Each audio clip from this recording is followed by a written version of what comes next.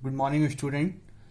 अब अपन colligative properties पढ़ना है अपने को। अपना सॉल्यूशन चैप्टर चल रहा है और अपन ने कॉलिगेटिव प्रॉपर्टीज के बारे में क्या पढ़ा था कि कॉलिगेटिव प्रॉपर्टीज किसके लिए पढ़ी जाती है, डाइल्यूट सॉल्यूशन के लिए।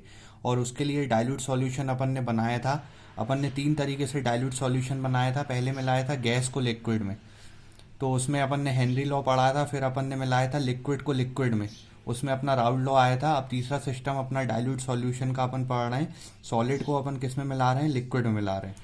ठीक है, तो सॉलिड सॉल्यूट हो जाएगा जो कि नॉन वोलेटाइल है, मतलब उड़ने वाला नहीं है। और सॉल्वेंट क्या हो जाएगा आपका, वोलेटाइल लिक्विड है। इसके इसके अंडर अपन चारों कॉलिगेटिव प्रॉपर्टीज पढ़ना है अपन को। Relative lowering of vapour pressure, फिर अगली है elevation in boiling point, depression in freezing point और ऑस्मोटिक प्रेशर। तो आइए पहली कॉलिगेटिव प्रॉपर्टी पढ़ते हैं अपन। पहली कॉलिगेटिव प्रॉपर्टी कौन सी है आपकी, relative lowering of vapour pressure. क्या होता है relative lowering of vapour pressure, देखते हैं अपन। ये आपने मान लो एक आपका प्योर सॉल्वेंट लिया है, आपने शुद्ध पानी लिया है या कोई सा भी आपने लिक्विड लिया है। इस पानी में आपने क्या किया, कुछ चीज मिला दी, मान लो शक्कर मिला दी आपने।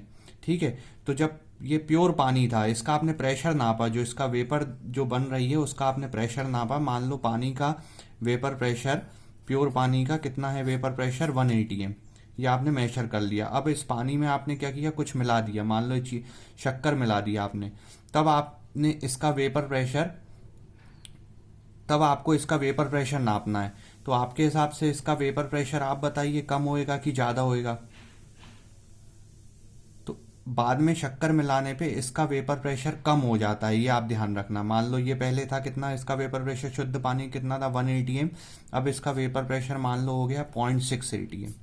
तो आप ये चीज हमेशा ध्यान रखना, जब पानी में आप कोई सी चीज, पानी या लिक्विड में कोई सी चीज आप मिला देते हैं तो उसका वेपर प्रेशर क्या हो जाता है, डिक्रीज हो जाता है। अब इसको भी अपन समझते हैं कि ये क्यों डिक्रीज होता है।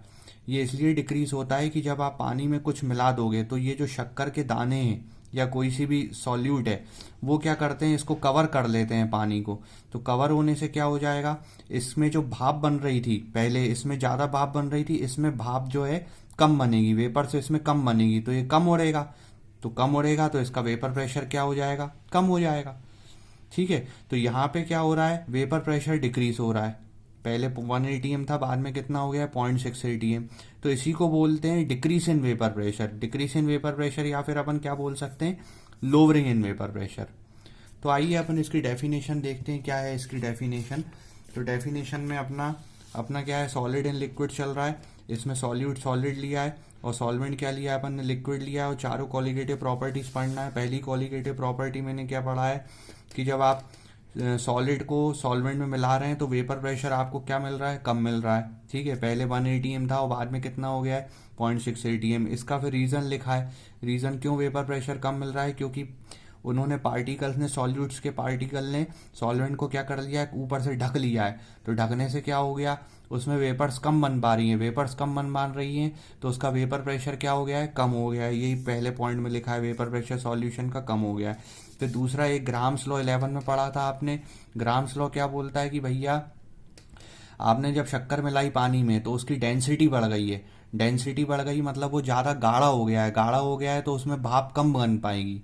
तो इसकी वजह से उसका वेपर प्रेशर क्या हो जाएगा, कम हो जाएगा। तो 2 रीज़न है, बस आपका ये ध्यान रखना है, शुद्ध पानी में जब आप कोई सी चीज़ मिला देते हो तो उसकी वेपर्स कम बनती हैं, वेपर्स कम बनती हैं तो उसका वेपर प्रेशर भी क्या हो जाता है, कम हो जाता है। ठीक है, तो अपन ने क्या किया है, इसका वेपर प्रेशर अपन ने शुद्ध पानी का P डिग्री से ले रहे थे। इसका वेपर प्रेशर कितना ले रहे हैं, P, ये सॉल्यूशन का वेपर प्रेशर है।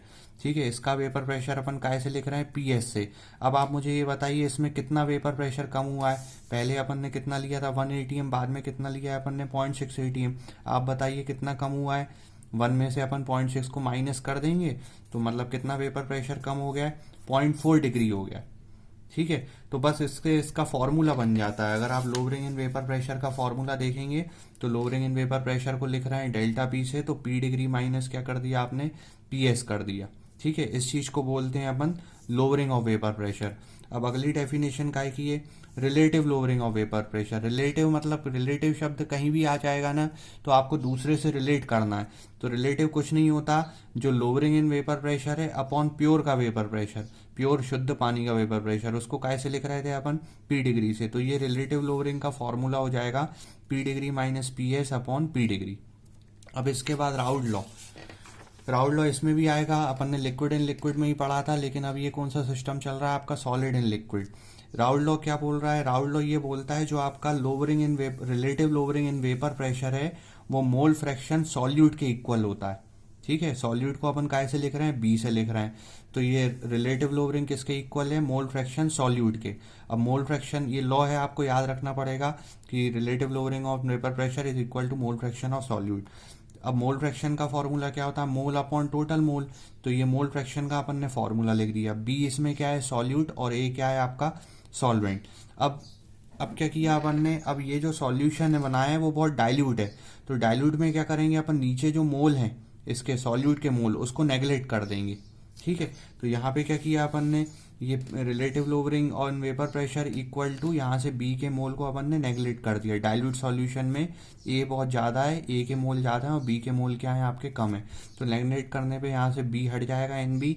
अब यहाँ पे मोल का फॉर्मूला लगा दिया, मोल का फॉर्मूला क्या होता है, वेट अपॉन मॉलिकुलर वेट। ठीक है, ये सॉल्यूट के मोल हो गए और एन ए क्या हो जाएंगे आपके सॉल्वेंट के मोल, तो वेट अपॉन मॉलिकुलर वेट, इधर से एन ए का फॉर्मूला लगा दिया वेट अपॉन मॉलिकुलर। तो ये आपका फॉर्मूला बन गया।